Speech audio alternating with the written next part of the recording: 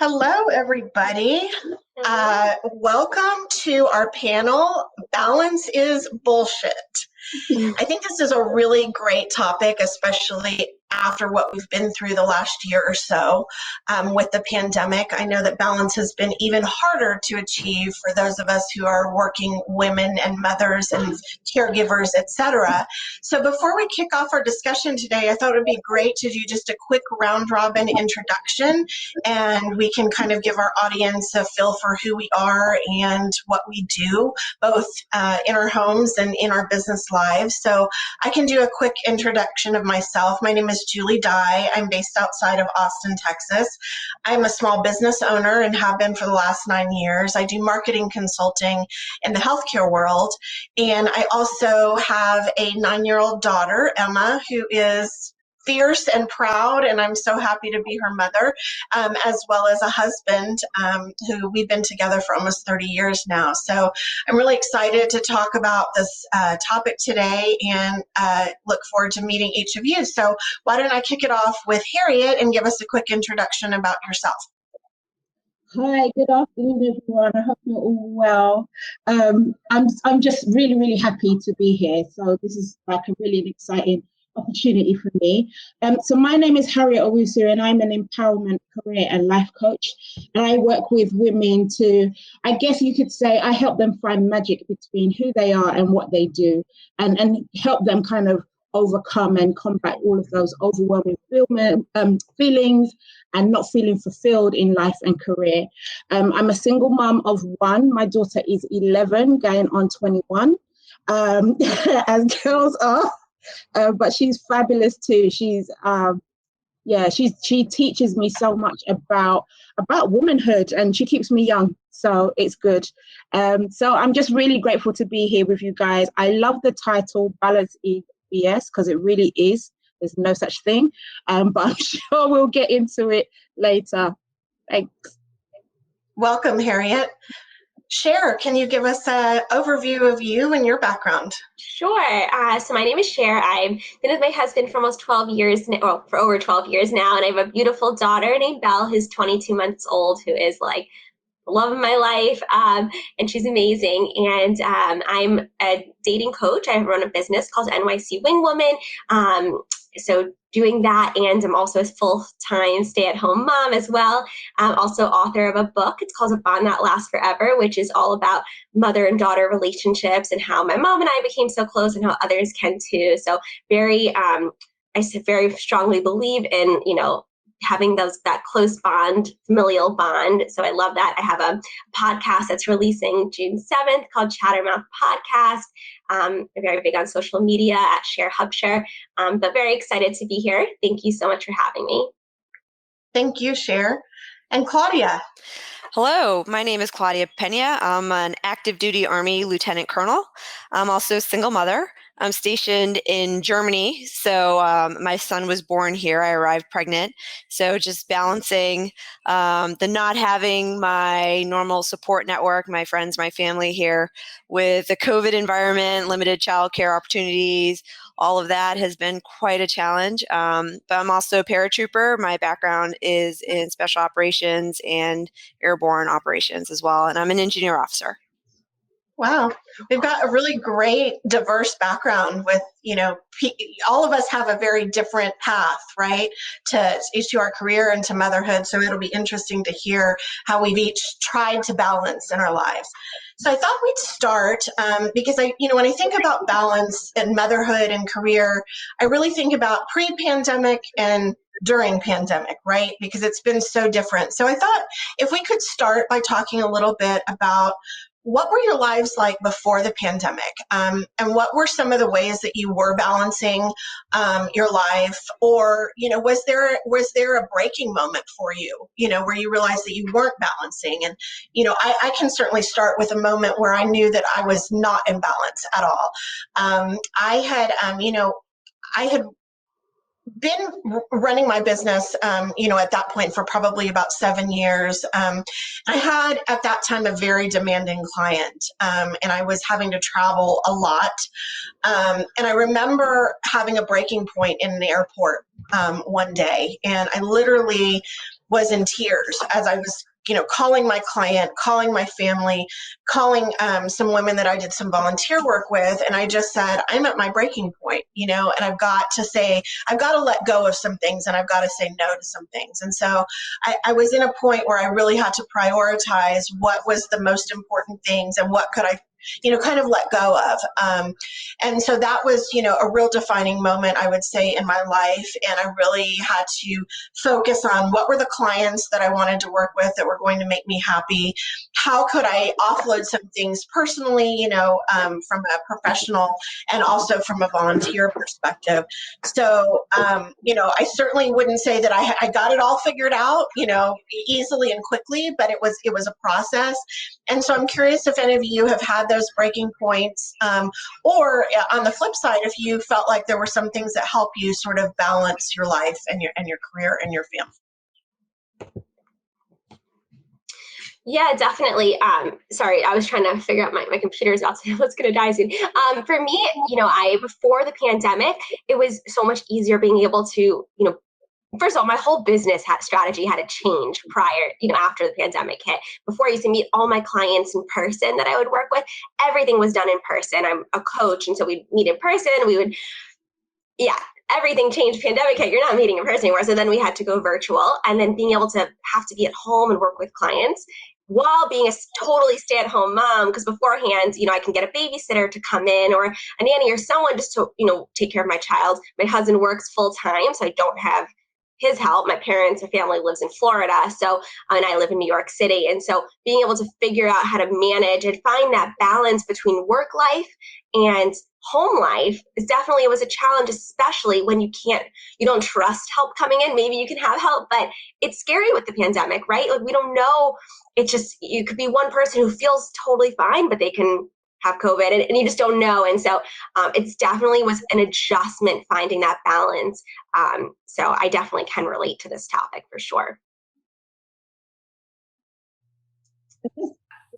I'll go ahead. I was just going to say, pre-pandemic, when the pandemic broke out, my son was only 10 months old. So I was still just trying to get into my new groove. Actually, he's more like 9 months old. So just figuring out the whole breastfeeding. And then I went back to work, after maternity leave, and trying to pump at work and figuring out the time and my schedule there. And I finally felt like, okay, I'm in a groove now.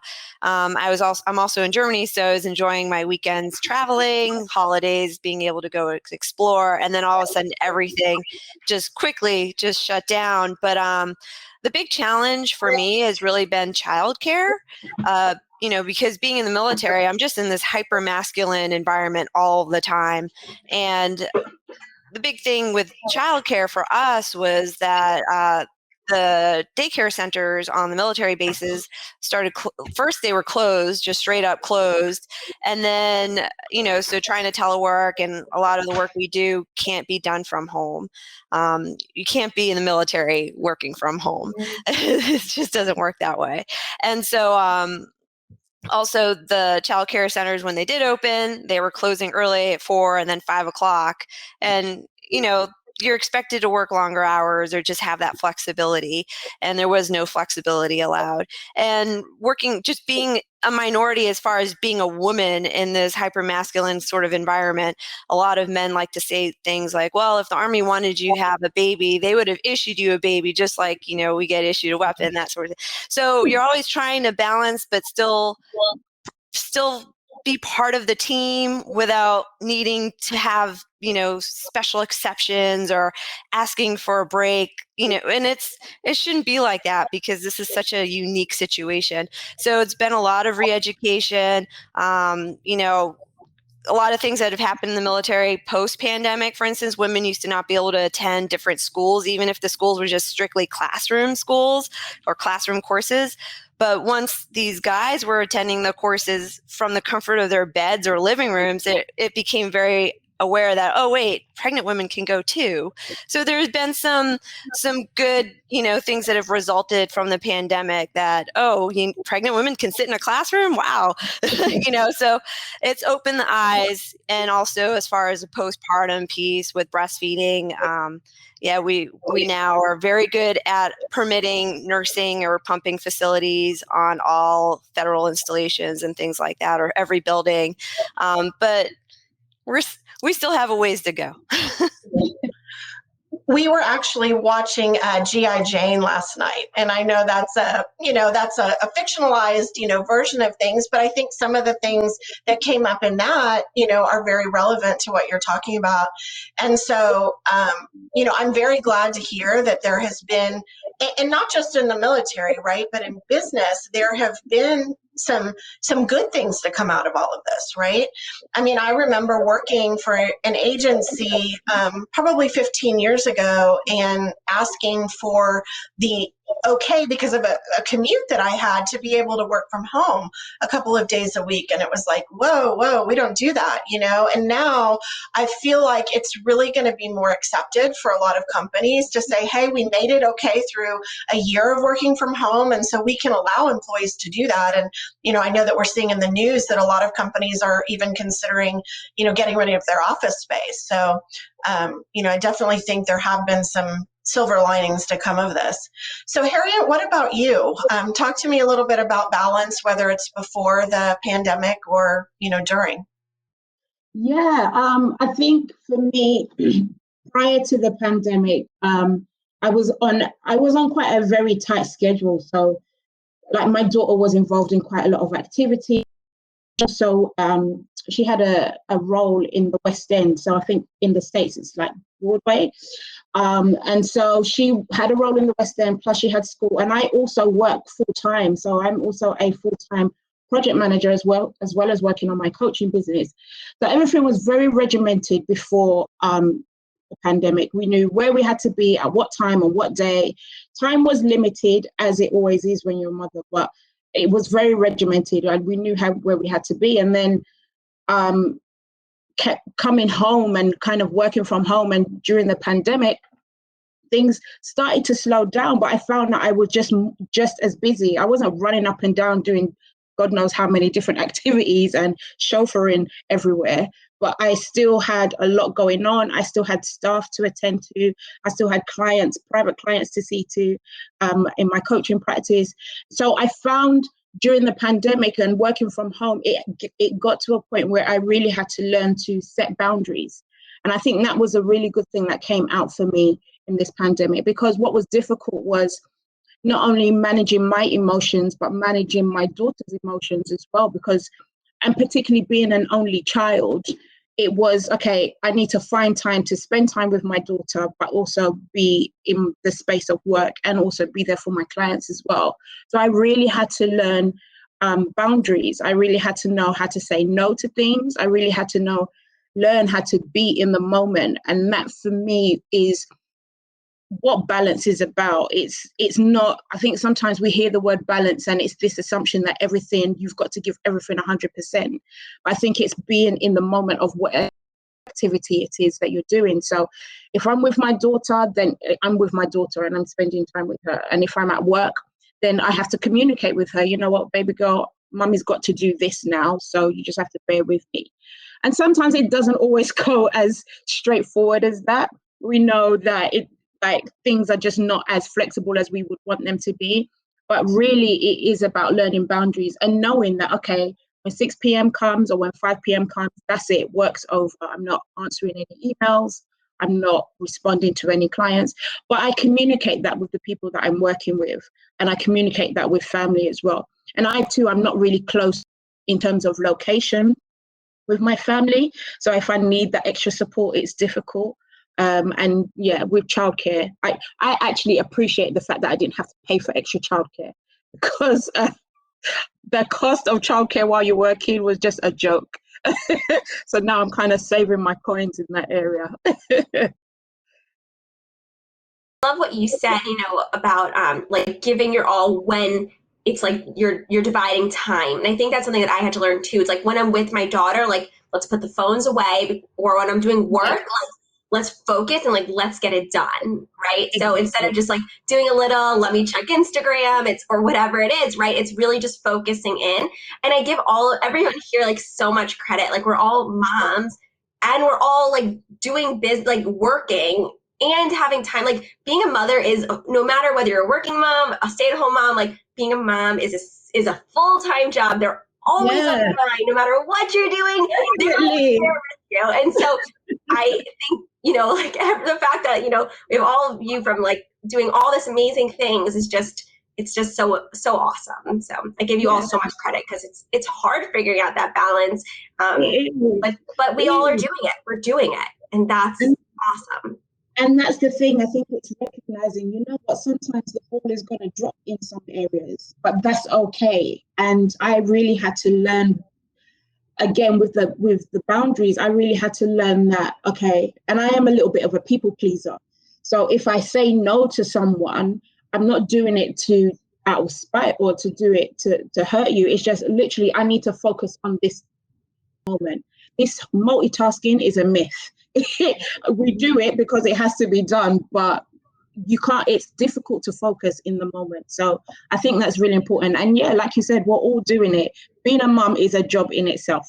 Like it's sometimes an unrewarded and a thankless job. But yeah, it's a job anyway.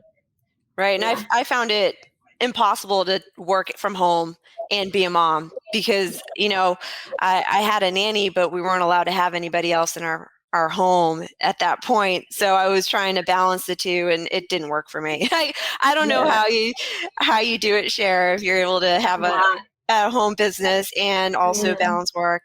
But once I got approval I had to get special permission for my nanny to come and still work in my home so I could work. But I started a podcast as well during the pandemic, which was great because it's something that I really wanted to do, and I had a lot of ideas. It's called Parenting in Uniform, so it's parenting podcast specific for military service members, mostly military moms. But yeah, it's been fun. I'll have to have all of you on. That sounds great. I love that's such a niche, and I think that's so cool. So many moms that can totally relate to that are in uniform, and so that are in the military. So that's awesome. And I love that you was able to get your childminder or your nanny in as well, because I think it's true. Being a mom and working from home, I think the idea sounds great because you have that flexibility. But there's nothing like you being on the laptop or working, and then you've got your child. Mom, when's lunch? Yeah. Mom, when's this? It's like, and you feel bad too for you feel bad. You want to give them your full attention, right? You feel terrible doing it. So people I feel like there's so many people that think, oh, being a stay-at-home mom is so easy. You have all the time. You can open up a side business. It doesn't work like that, right? So even for me, before I had my daughter, I was hustling. I was working all the time. Now, and I had her, and I had that thought in my head, well, I'll be home. I could do a little here, a little there. It doesn't work. The second she goes down for the nap, I'm on my computer. I'm doing all my work. The second she wakes up, I'm with her. The second she goes to bed at night, I'm on my computer doing my work. But it's tough. It's not easy, and it's hard finding you time. But you have to just try to fit it all in.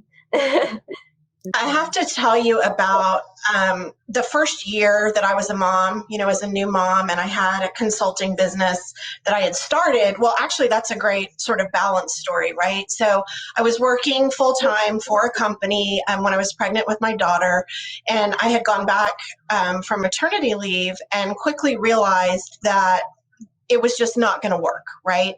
I had a big commute, almost an hour each way. I was traveling a lot. I had this beautiful baby that we had prayed for so long at home. And I realized I can't do this. So, my husband said, leave, we'll make it work. It'll be tight, but we'll figure something out. Well, after a few months of trying to figure out, if I wanted to be like a full-time mom, which is God bless you if you can do it. But I knew for me that I also needed the business piece of me to still be active. And so I was able, oh, you guys, it was the best thing that had happened to me when I was a new mom, in that I found a co-working space that also had childcare on one side. So I could go in and do my work on one side while my daughter, who was 6 months at the time, was cared for. And I could go in, I could feed her, I could make sure she was okay. It was like the best of both.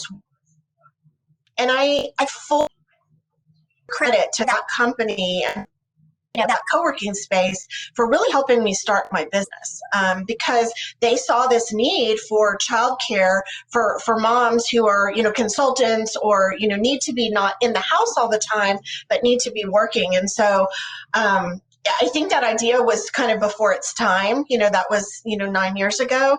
But I would say now, if somebody tried to open that business, I would think it would make a ton of money, because there's so many of us who need to get out of the house and work, but still have childcare available. If it wasn't a pandemic, I'd be looking for something like that right now. But yeah. Completely agree. I was, prior to starting my coaching business a few years ago, I probably will continue doing it. I started developing a community project called Not Just a Mum. And it was about supporting mothers who wanted to go back into work, and just to fulfill their own dreams and aspirations. Because I think sometimes people see us as just mums, and even us as mothers ourselves, sometimes we kind of walk under that banner of, well, I'm just a mum, but there's so much more that we want to do, and there's so much more that we want to fulfill. And I tell my daughter all the time, when I introduce myself as Harriet. I don't introduce myself as Nanaya's mum. So I am still my own person, and there's still things that I want to do. But I think organizations that have that understanding and can put those support systems in place by offering childcare as well, I think is absolutely brilliant, because like you said, Julie, it kind of helps you feel like you're getting the best of both worlds. So I've seen quite a few articles lately that have said more than 2 million women have left the workforce as a result of the pandemic and not being able to balance or, do homeschooling or online schooling, at the same time. And I'm curious, this means that women in the workforce are now at the lowest point that they've been since the 80s. So I'm just curious what you think. What does this mean for us as women, moving forward, who are, want to be in business, want to have jobs? I'm just curious what you think about the fact that so many women have had to leave, again, whether it's because they've been laid off or it's because they just can't juggle everything. I'd love to know your thoughts on that. I think that a lot of women will get back into the workforce, though, later. But I know there are studies that show that women who take that career break and they get out, because in the military, a lot of us tend to be encouraged to leave once we have a baby. Like, you can't do both. And that's not true. You can do both. It's just a matter of having good supervisors that support you, really, is what it comes down to, and a great support network as well. But I know women that tend to take career breaks have trouble catching up later, to as far as where they would want to be or where they would have been if they didn't take 2 years off or 5 years off, and sometimes while it can cost you money to go to work and send your child to childcare, in the long run, you tend to make more money. Of course, it's sort of an investment in your future. It depends on what it is you want to do. But at the same time, women who take those career breaks, they don't regret it. So, and I know if it was an option for me, if I could have taken a year off the year my son was born, I absolutely would have. And I wouldn't mind that. I would have missed out on a promotion and everything, but it would have been perfectly fine.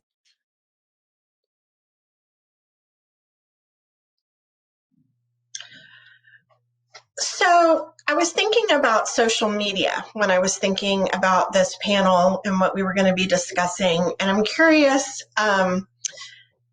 what we think about social media and the pictures and the stories that social media tell us about being a mom and having it all and being a career woman. And, there's been sort of in some ways, there's some, organizations that are trying to move the pendulum to not have everything look so perfect all the time, when they're representing motherhood. And so I'm just curious what we think about social media and, as it relates to our view of balance and having it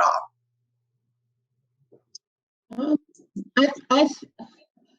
I think it comes down to what does having it all mean for you individually, like what does success mean for you? And I think social media does play a role. I wouldn't say a complete role, but it does play a role in painting this rosy picture of, oh, you can have everything and it look glamorous. But everything comes at a cost. We know that. I mean, even having a child. But I think it comes down to you having to define what success means for you. What does having it all mean like for you?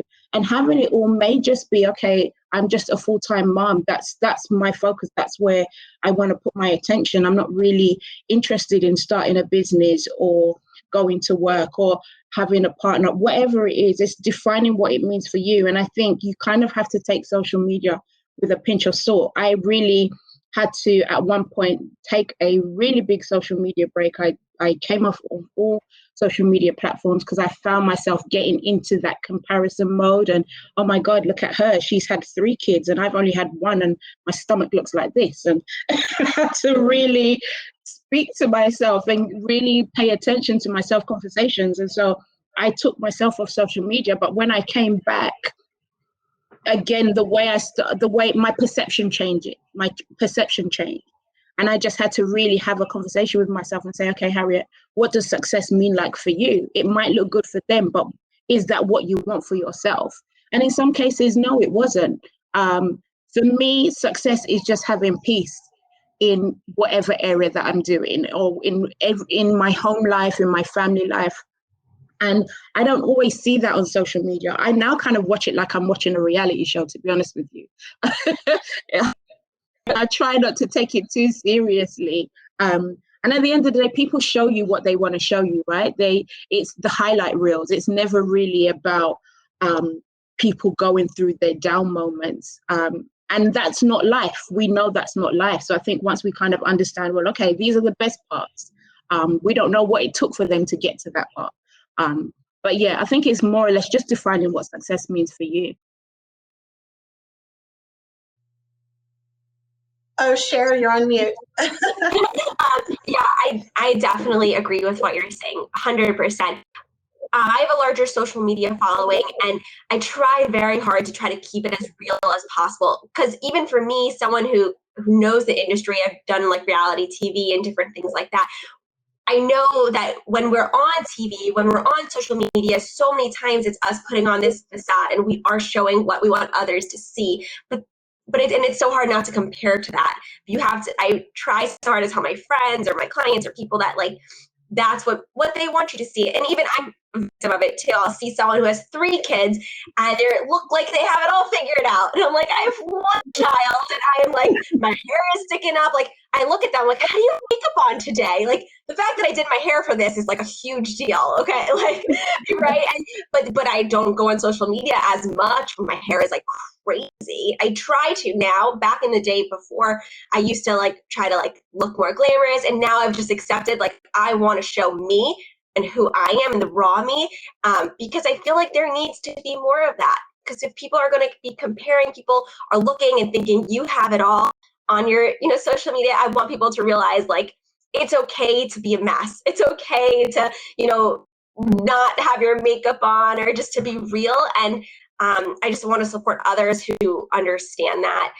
And so I think I'm just going on a little bit of a tangent, but I feel as though with social media, right, you just like Harriet had said, you really are seeing what people want you to see. But it's hard not to compare to that. So but try to remember, like, take what you want from it and use it as inspiration, maybe. So sometimes I'll say, if they can do it, like I can do this too. And just be, yeah.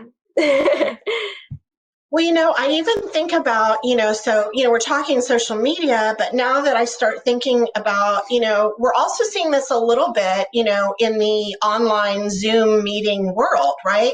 So now Zoom is like adding a new makeup filter, so that you can look, more blended, more, well rested, et cetera, Wow. and I know, even me, like today I have to be in my daughter's room to do this, this video call where normally I'd be in my office. It's just much more put together, but it's like, even then I feel like I compare myself a little bit, looking to see, oh, what is her background? What does her view look like? That kind of thing. And so I think it's hard for us as women to not compare, but I do try to be aware of myself doing that and stop myself when I am in that space. My husband, what about you, Claude?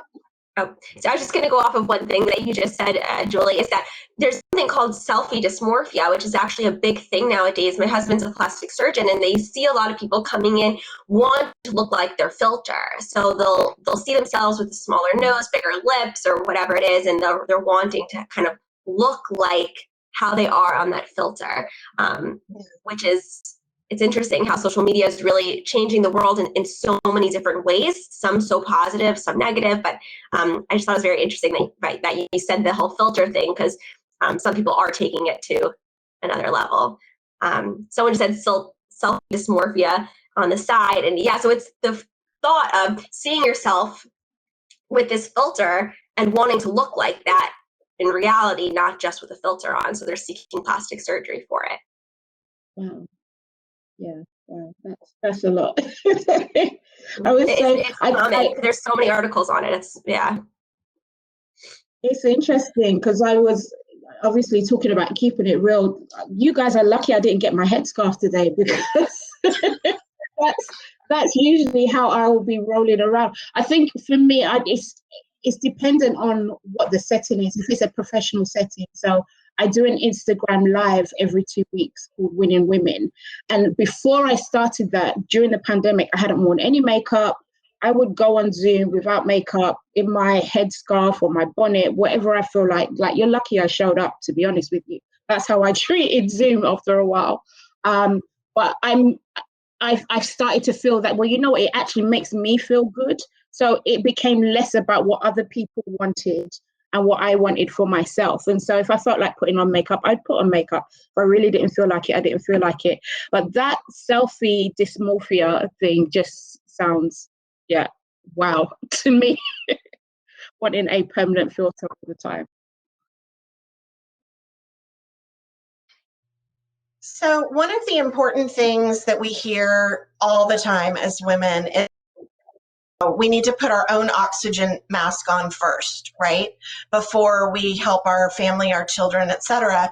And so, self-care and taking care of yourself, I think has been much harder during the pandemic, but I'd love to hear from, you great panelists about, what you do for self-care. As hard as it is to fit that in, I know sometimes, we run out of hours in the day, but I'd love to hear some tips and ideas of how you've done that, especially through the pandemic. My number one self-care routine is Saturday morning babysitter. She's actually over right now as well. But every morning, every Saturday, guaranteed from 9 till noon, I have someone come over, completely exhaust my son. I get everything I need to get done that's been on my to-do list, and it's awesome because I can enjoy the rest of the weekend, but I even get a really quick workout in. I can meal prep a little bit. I'll get about 3 to 4 loads of laundry done in that short period of time. But then it gives me time to do those things that I want to do the rest of that weekend as well. So whether that's, actually take a nap with my son, because I love to just snuggle up with them. So that's great. But also get my nails done, which I have to do myself these days. Can't go out for it here. But that's my number one thing. I love that. I would love to implement that in my house. Saturday morning babysitter. Love it.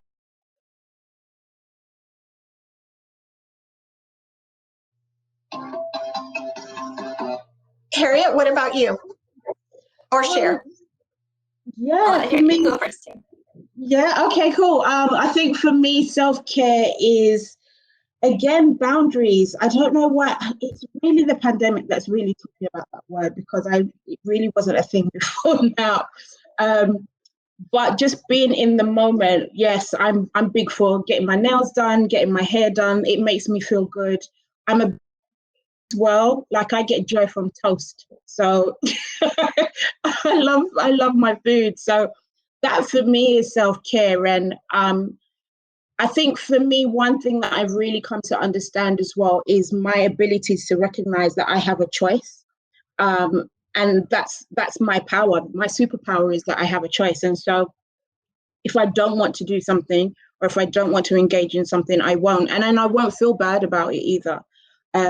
But I love when, my daughter goes and does her activities. And then I just get time to just have quiet time.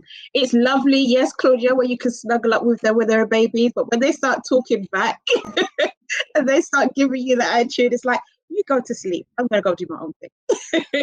But I do love spending time with her, and just finding things that we can enjoy doing together. And I'm a night owl as well. So she's an early bird, I'm a night owl. And so I operate better after like 4 p.m. And so I will stay up and watch movies. That's a good thing for me as well. But yeah, just really being aware of what gives me joy and doing more of that. Cher, what about you?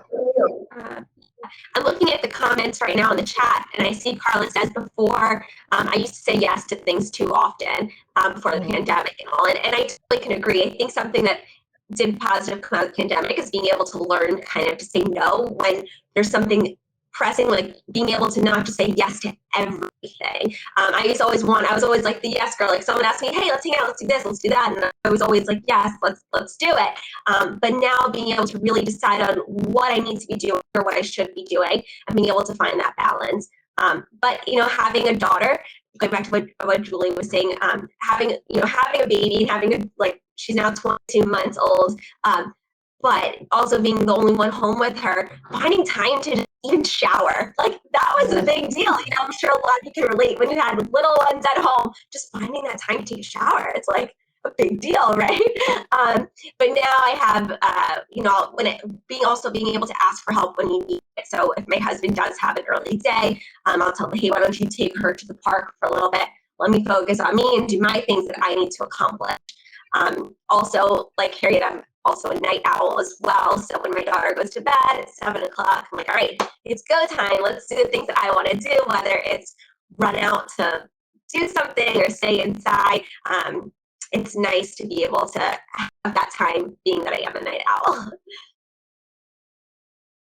Yeah, I'm also a night owl. So I found a lot of peace in being able to read before bed. It's like my quiet time, nobody's talking, the TV's not on, it's just, quiet, and I've really enjoyed that. And then we actually got right before the pandemic, we got a puppy.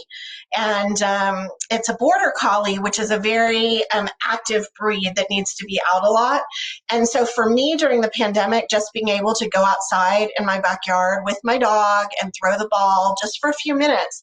And I find that sometimes I want to have Clubhouse going on, or I want to be checking email time, but I realized I've got to just turn that down, turn that off and just be, right? Just be present, which I think is really important. I just wanted to remind the audience that, we are taking Q&A. So if you have any questions, feel free to pop those into the Q&A area. And a reminder, our topic is balance is bullshit. And we've had some really great insight from our panelists today, because we all seem to agree that it is indeed bullshit. It's very hard to find that balance of everything. And sometimes things are going to slip, right? And it's okay. And it's okay to say no, and it's okay to let some things go, because we cannot do it all, right? We need to say no from time to time. So while we're waiting to see if there's any questions from the audience, I'd love to hear just a parting thought from each of you about what you plan to do in the future to maintain, a bit more of that balance, or if there's anything you plan to change, given some of the lessons that we've learned in the pandemic. Would love to just hear from each of you. What does the future look like as a mom and businesswoman and military woman, trying to balance? I have no idea. I don't even know where to begin. My son just started preschool, and like I said, we're in Germany, so here you have to integrate with them, and it's not just drop them off and run away. It's a very slow incremental process. So it starts with 1 hour for the first 3 days, and then every 3 days they add another hour. It takes four weeks, which is crazy. But so until that happens, he's literally with 4 different caregivers a day right now. So until I can get him into the preschool full time till 6 p.m. every day, it's just going to be chaos for me. Nonstop coordinating with people. And yeah, I mean, I'd love to hear what everyone else has to say. I think that's very honest and very fair, right? Like, we're still kind of working through it, right? All of us. But so thank you for sharing that, Claudia. What about you, Cher? What does the future look like? I think it's important to just focus. I don't like to look too much into the future because I like to focus on the right now. And for right now, the things that I noticed when it comes to balance that I needed to change was I was staying up, I'm a night owl. I was staying up till 1 in the morning, waking up at 6 a.m. every day, just working on my business because I was stay-at-home mom during the day, businesswoman at night, and finding that balance. It was tough, right? Can you have such a balance being a full-time working worker and a full-time mom? It was hard. So for me right now, I was talking to my husband about this recently, that I've decided we're going to implement maybe a few times a week, having someone come in and it's not coming in broken, but I'm going to have somebody come in a few times a week and work as like a babysitter or nanny to work for a few hours and just really play with her and have fun so that I can get my jobs done and have her being taken care of. I think I always personally would feel bad, if I'm not with her, is she going to be having fun, and being able to accept that someone's coming in, they're coming in refreshed and ready, and maybe they can even do a better job than I can, who's exhausted. And so being able to accept that change, that I think is going to be a wonderful for me and helping with my balance. So I can continue working on my podcast, which I'm releasing soon, called Chattermouth Podcast. I'm excited about that, and I can continue with all my social media stuff and my business, and I think that'll definitely be very helpful for me. Great. And what about you, Harriet? How are you going to continue to strive for that balance in your life? Oh gosh, a little bit like Claudia. I don't know.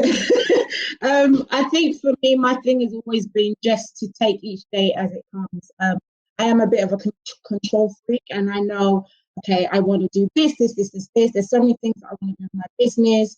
My daughter's at a new age. I think, especially as parents, you never arrive. You think, oh yeah, I've got this down, and then something else happens, and then she's going through hormone changes, so I've got to deal with that as well. So you never get to that point of figuring out motherhood. You just go with it. And so I'm kind of treating life that way, in that, okay, I know what I want to get done today, but if it doesn't, then it's cool.